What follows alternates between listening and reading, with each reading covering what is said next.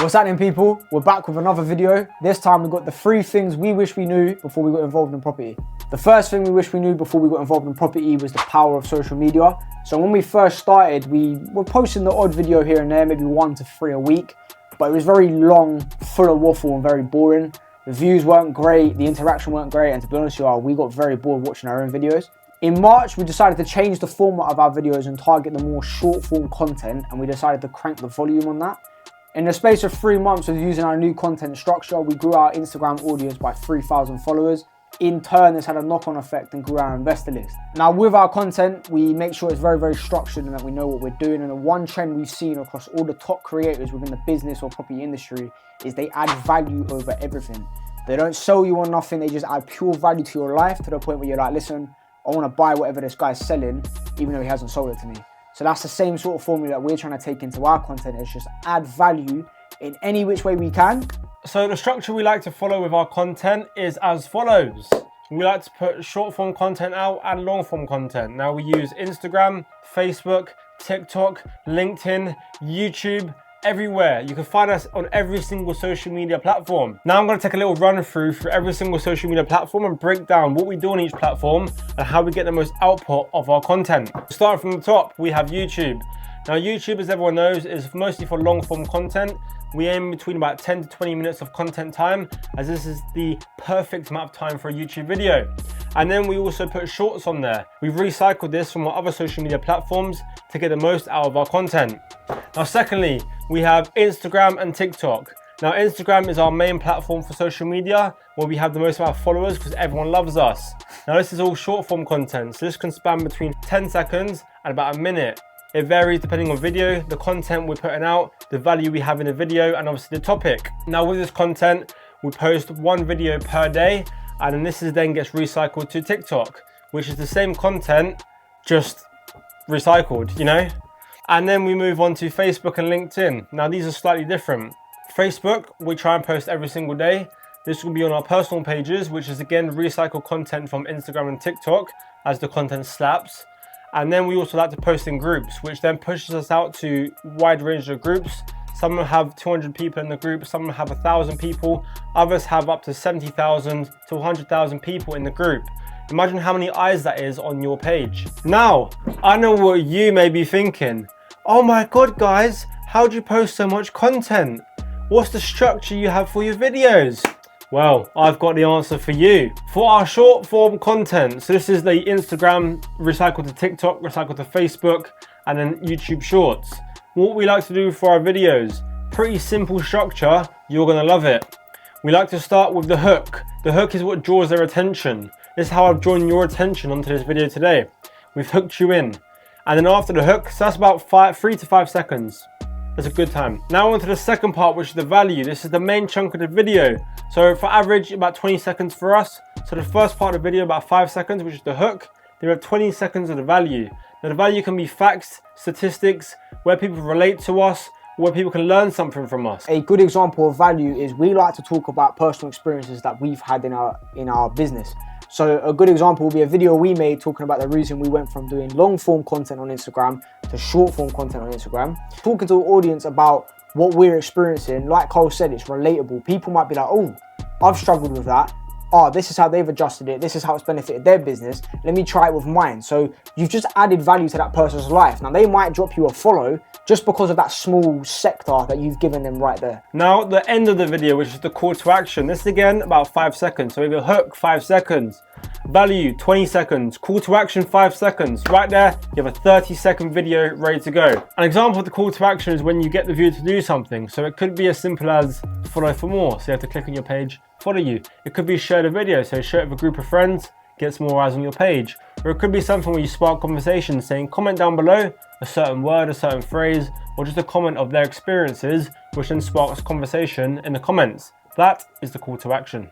The second thing we wish we knew before we got involved in property is the power of the network. Now everyone says it, it's cringy, it's cliche, your dad says it, his dad says it, his nan's sister's uncle says it. Your network is your net worth. So we used to assume that growing your network would literally just be, you go to a networking event, you meet a geezer, you chat to him, you're now going to sell him your service or your product, and that's it, you've grown your network. But as we've delved deeper in this thing called business and we've learned more and more, we've realized that to benefit your network, it has to be an equal exchange of value. Here's an example of how we have grown and how we continue to grow our network.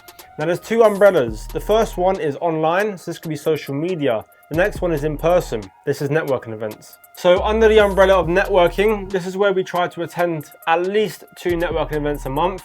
This could be at the start of the month and the end of the month. Now what we do, we go in open-minded. These could be straight business networking events or specifically for property. We go in there, tell people about a little bit what we do, but then we mostly listen to what they do and think of ways we can help them.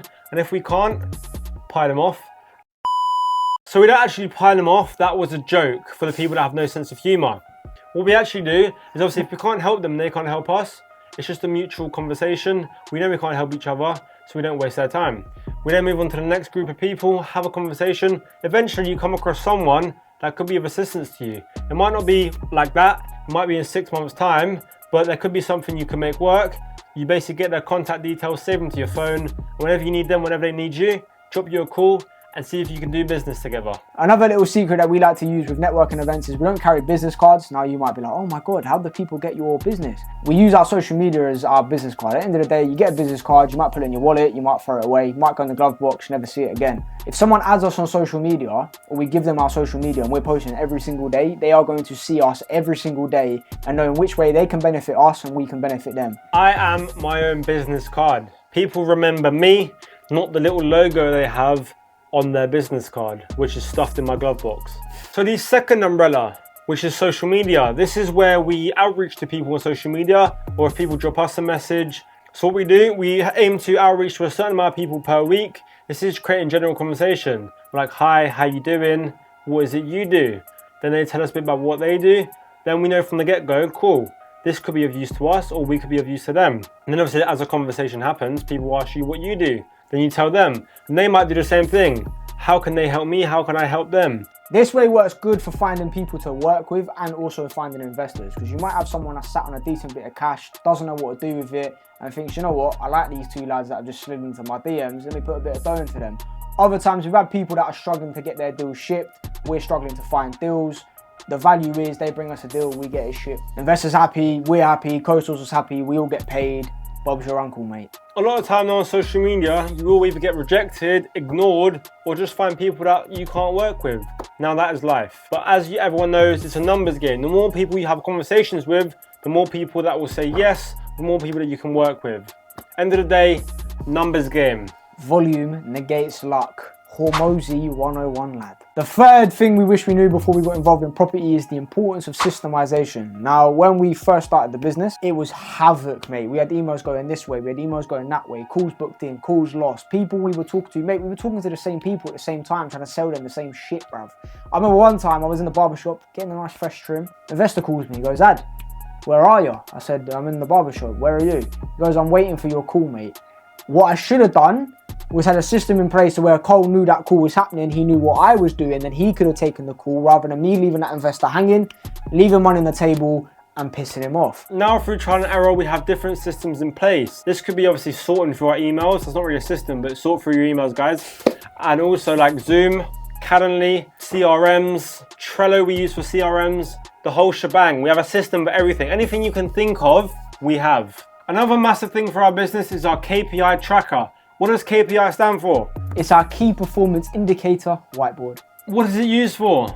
We track everything, whether it be deals sold, number of people in the WhatsApp group, how many people followed us, how many people didn't show up for a call, how many calls were booked, how many outreaches we've done, etc, etc. And why is this important? Because if we have a trend of, say, 50% of our people don't make our call, there's clearly an issue on the back end and we have to find out why people are not attending the calls. Is it either they don't trust us, we're not adding enough value, our calendar doesn't align with the majority of our investors, in which we'll switch it. It just allows us to see things from an outside perspective, because, you know, being 2 directors or 2 owners of a business, you're just constantly looking at how can we move the needle forwards, not the back end. So with that, you're able to take a step out, be like, right, cool, there's an issue here, fix it. Oh my God, now you know the definition of a KPI. Well, what does it look like?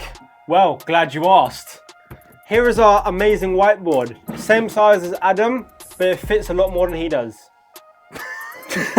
Now, as you can see, they're all blank. Now you might be thinking, why are they all blank? Are you not broke? No.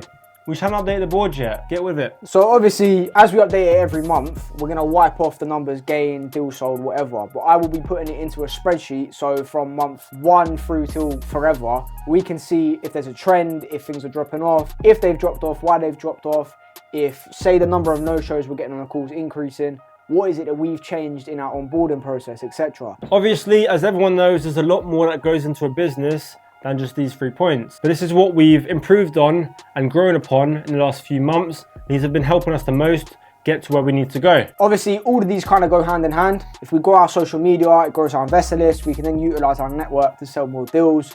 As we update the KPI tracker, we can see the stats over the month to see if we're improving or falling in certain areas and improve it from there. Now, if you'd like us to expand on any of these 3 points we've made, so that'd be the social media, about networking, or even about systems we have in place, feel free to leave a comment below and tell me which one, and we'll make sure to do so. Now, if you've enjoyed this video, make sure you share it with your nan, your dad, your sisters, uncles, cousins, guinea pigs, grandpas, dogs, sisters, cousin. Make sure you subscribe as well, mate. And comment below with the sort of videos you want to see next.